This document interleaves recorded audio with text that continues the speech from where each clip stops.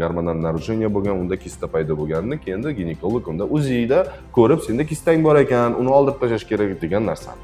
Teridagi dag'allik, teridagi bo'layotgan yorilishlar, sochlarning to'kilishiga har xil vositalarni ishlatishi, ayollik gormonal fonini buzilishi bilan bog'liq deb men har safar videolarda mana shu tomoniga urg'u beraman. Estrogen, estradiol, buyrak usti bezlari ayollarda yoki jinsiy o'sha gormonlarning muvozanati buzilishi, vazn o'zgarishiga, terilarni dag'allashishiga, soch to'kilishiga iste'mol qilishing kerak, o'lchab ko'rib diagnostika qilib, mana bu gormonlarni sozlashing kerak deyiladi.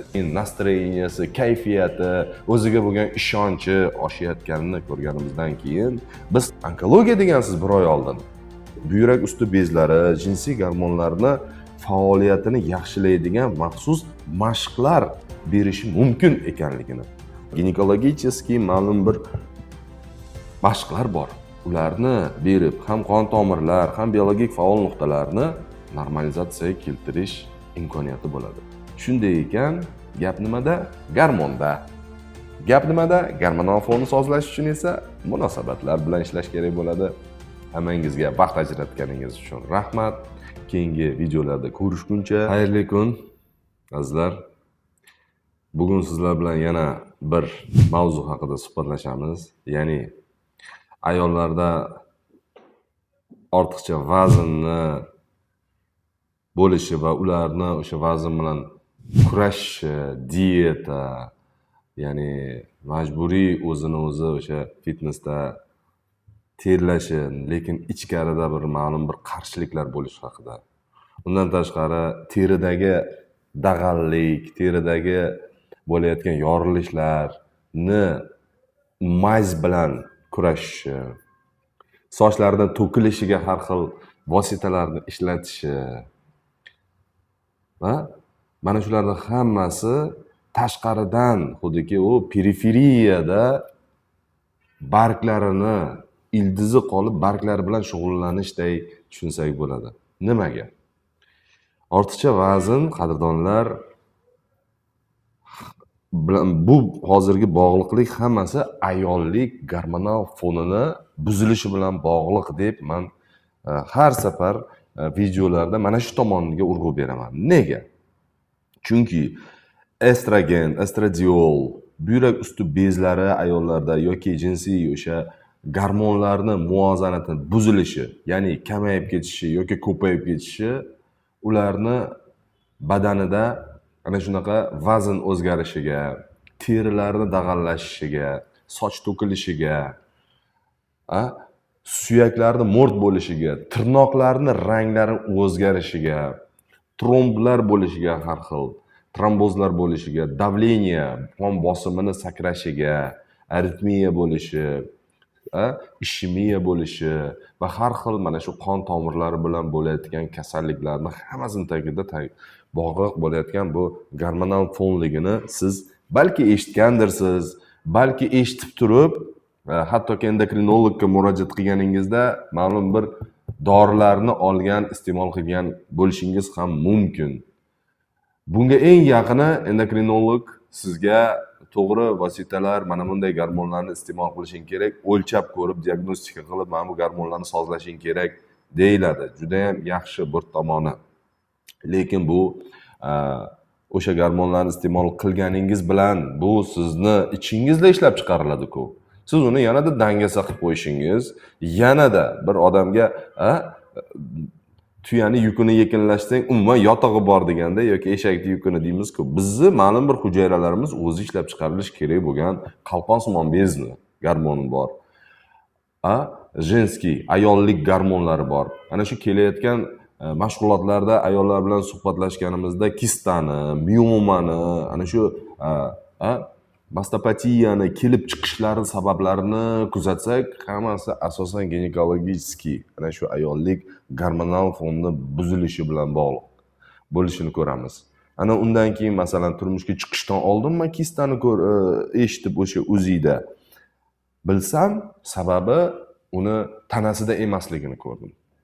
Uni o'sha stressivoy holatlarda o'zini yaxshi ko'rgan insoni bilan kelishmovchilik, u tashlab ketishi oqibatida u qattiq stressga tushib qolgan, siqilib qolgan va siqilib qolganida unda gormonal narujeniya bo'lgan, unda kista paydo bo'lganini keyin ginekolog unda UZIda ko'rib, senda kistang bor ekan, uni oldirib tashlash kerak degan narsani. Yana bittasi, sizda bachadoningizda saraton raki, uni oldirib tashlash kerakligini yoki mana bu metastaza berib yuboryapti, onkologiyaga borish kerakligini. Kelganda 3 ta, 4 ta, 5 ta, 10 ta ana shunga o'xshagan voqealarni farzandli bo'lganini, kist tashagan degan joyda, kista bo'lgan joyda, kurslarda, mashg'ulotlarda qatnashib, surilib ketganini, badani chiroyli xushbichim holatga kelayotganini, vazn 3 kilo, 5 kilo, 10 kiloga tashayotganini, uni terilari chiroyli holatga kelayotganini, yuzlari tiniqlashayotganini, tirnoqlarim, organizmimda o'zgarishlar bo'layotganini ko'rgandan keyin, kuzata boshlaganingizdan keyin nastroyeniyasi, kayfiyati, o'ziga bo'lgan ishonchi oshayotganini ko'rganimizdan keyin biz tashqaridan emas, ichkaridan yondashuv qilishimiz kerakligini.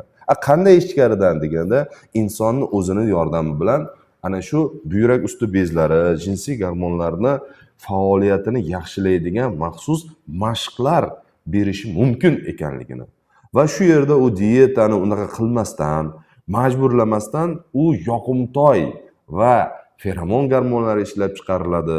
Undan tashqari qalqonsimon bitta sistema-ku, bitta tizim bo'lgandan keyin jinsiy gormonlar buyrak usti gormonlari bilan bog'liq. Ular faoliyati yaxshilanadi. Oshqozon osti bezi faoliyati yaxshilanadi. Saharli diabetlar, qandli diabetdan chiqish imkoniyati bo'ladi. Timus faollashadi, immuniteti kuchayadi, qalqonsimon bez faoliyati yaxshilanadi.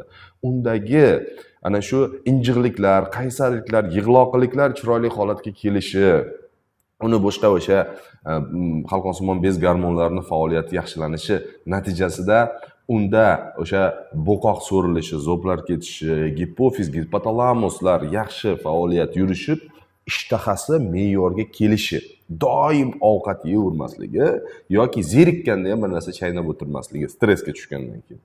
Ana shu stressiy holatlar bilan chiqish qanday bo'ladi deganda, qadrdonlar, ayollar o'zini aslligini yo'qotganda, o'zini qanday ekanligini unutganda yoki u bilmaganida va u tashqaridagi munosabatlardan ko'p aziyat cheka boshlaganda, ana shu ichida o'zini qisilib qolganida qattiqlik kelishi, qo'pollik kelishi, dag'allik kelishi natijasida organizm qo'pollik, dag'allik holatiga o'ta boshlaydi va hayratlanadi. Xo'jayin nima qilyapti deb.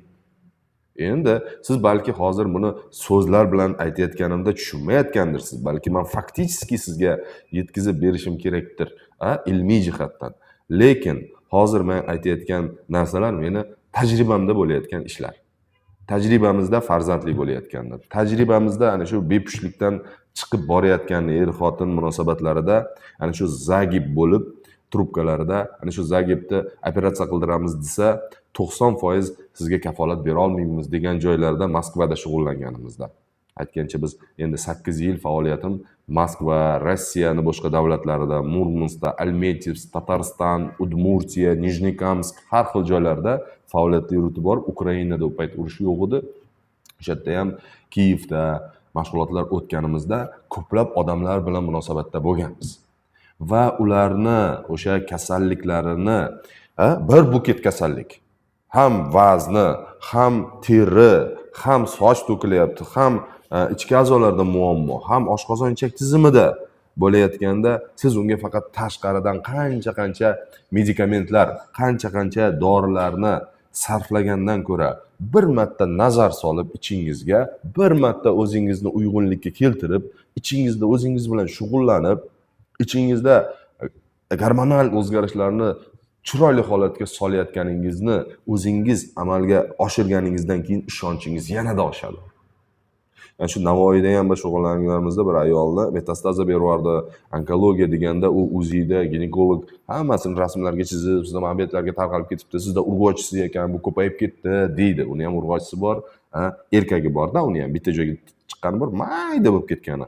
Ana shunda borib tekshirtirganda oradan 20 kundan keyin qarasaki, sizda ancha so'rilib ketgan. Nima? U bilmagan ham, u ko'p bo'lganda odam u yana o'lchab ko'rib turib, sizda mana bunaqa ekan, lecheniya qilsa bo'ladi. Срочно operatsiya qildirish kerak degan joyda 20 kundan keyin kelib tekshirtirsa, davolasa bo'lar ekan deb aytyapti. Kim uchundir bu aytadiganimizdek tasodifan bo'lib qoldi. Mana hozir farzandli bo'lgan ayol ham borib tekshirtirsam deyapti, sizda farzandingiz bo'lyapti, homiladorsiz, bachadoningiz toza, siz onkologiya degansiz bir oy oldin. Saraton kasalligi bor ekan bachadoningiz. Yo'q, endi diagnoz almashib ketgan bo'lishi mumkin. Qanaqa gap bu? Diagnoz almashib ketgan bo'lishi mumkin. Almashib ketgan bo'lsa ham agar operatsiya qilib kesib tashlash kerakmi endi uni? Kesib tashladigan joyida u kelib mana bu yerda mashg'ulotlarda shug'ullanib o'zgarishlar qildi. Lekin siz aytishingiz mumkin, "Men kelsam shunaqa qilib davolab qo'yasizmi?" deb. Yo'q, qadrdonlar. Davolab qo'ymaymiz. Biz instrument beramiz. O'sha ayolni o'zi ixlos bilan shug'ullanib, kirishib, o'zi bilan shug'ullangandan keyin so'rilib ketadi. U kuzatib o'tirib, instrumentni bersangiz ham, bersang yeyman, bermasang o'laman degan holatda, agar kuzatib, kutib o'tiradigan bo'lsa yoki mashg'ulotlarda aktivligi juda pasayib ketgan bo'lsa, demak uni avval stressga keltirib qo'ygan, uni o'zini ana shu hayotga bo'lgan dunyo qarashini avval o'zgartirish kerak. Uni miyasi bilan bog'liq. Biz tanasini davolayapmiz. Biz majzlar ishlatyapmiz. Bu asorati bilan kurashish bo'ladi. Uni miyasida. Miyasi nimaga unaqa deganda aytganimizdek, o'zini qanaqa imkoniyatlari borligini, o'zini qanaqangi ajoyib qiz, ajoyib ayol ekanligini unutgandan keyin e'tibor talab, mehr talab, u meni sevmaydi, u meni hurmat qilmaydi, u meni yomon ko'radi deb uni ana shu kovlash natijasida o'zini yana battar stressga tushirib, o'z tanasini ham qisib hamma ichki a'zolarini bu qisilishda bu boradi. U doktorga boradi, bu qisilishda bu doktorga boradi. Qisilib turgan holatdan qo'yib yuborishning o'rniga bu ichida mana shu faoliyatni o'ziga bo'lgan bahosi, samotsankasi tushib hayratda yuraveradi. Hattoki qon bosimi ko'tarilib, keyin ma'lum bir davrga borib turib insult holatlariga tushayotganini ham ko'ryapmiz. Shuning uchun nima qilish kerak deganda, tashqarida kurashish emas, gormonal fon, estrogen, estradiolni biz normalizatsiya qilish mashg'ulotlarimiz bor. Ana shuni siz o'zingiz badaningizdan, praktikangizdan o'tkazganingizdan keyin sizda ayollik nafisligi, ayollik latofatligi, ayollik go'zalligi tashqarida ham, teringizda ham, ko'zlaringiz, ko'z qorachiqlaringiz o'zgara boshlaydi. Sizni qarashingiz o'zgaradi.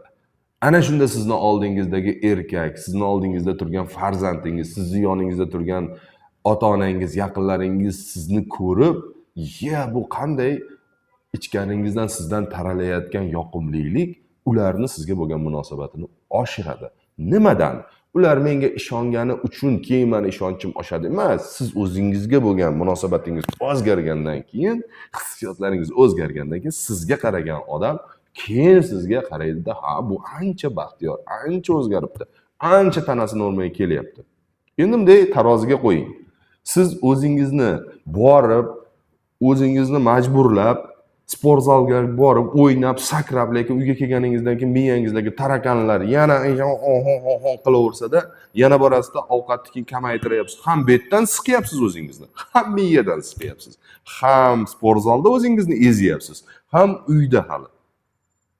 Bu degani tanangizda nima aybi bor degan savol paydo bo'ladi. Avval miyadagi ana shu kelishmovchiliklarni uyg'unlikka keltiring, keyin mazza qilib o'zingizni ovqatingiz o'zi ehtiyoj qolmaydi sizda. Ko'p ishga. Miyangizni normalizatsiyaga keltiring, sizda o'zi harakatga ehtiyoj tug'iladi. Qiyingiz keladi bir narsalarni. Jismoniy mashqlar. Undan tashqari ginekologicheskiy ma'lum bir mashqlar bor. Ularni berib, ham qon tomirlar, ham biologik faol nuqtalarni normalizatsiyaga keltirish imkoniyati bo'ladi. Shunday ekan, gap nimada? Gormonda. Gap nimada? Gormonal fonni sozlash uchun esa munosabatlar bilan ishlash kerak bo'ladi. Ana, agar yo'q, bu yana uzoq qolib ketyapti desangiz, men ildiziga olib boryapman. Siz esa uzoqlarda yuribsiz, periferiyada. Qancha odamlar ana shu faqat tashqarisi bilan olmalarni har kuni, har xil dorilar bilan emas, ildizidagi qurtni, o'sha ildizidan borayotgan kasallikni tozalasa, ana shunda maqsadga muvofiq bo'ladi. Siz nima deb o'ylaysiz? Fikrlaringizni albatta yozing. Keyingi videolarda qanaqa mavzulardan yana ochsak bo'ladi? Qanaqangi sizda qiziq temalar bor? Ana shu haqida ham yozing. Biz faoliyatimizni qilayotgan ishimizni tanamiz bilan qanaqa ta'sir qilishimiz mumkinligini natijalar bilan ko'rsatib berishimiz mumkin, lekin natijagacha bo'lgan jarayonda sizni quntingiz, sizni mehnatingiz, sizni albatta faolligingiz lozim bo'ladi. Hammangizga vaqt ajratganingiz uchun rahmat. Keyingi videolarda ko'rishguncha, ana shu o'zini tashqaridagi ana shu asoratlar bilan kurashib o'tirgan tanishlaringiz bo'lsa, ularga bir o'rtoqlashing, ular ham ko'rib, balki o'zini ichida bir savol paydo bo'lar yoki qandaydir savollarga yechim paydo bo'lar va albatta qadamba qadamlik bilan yondashish lozim. Ko'rishguncha.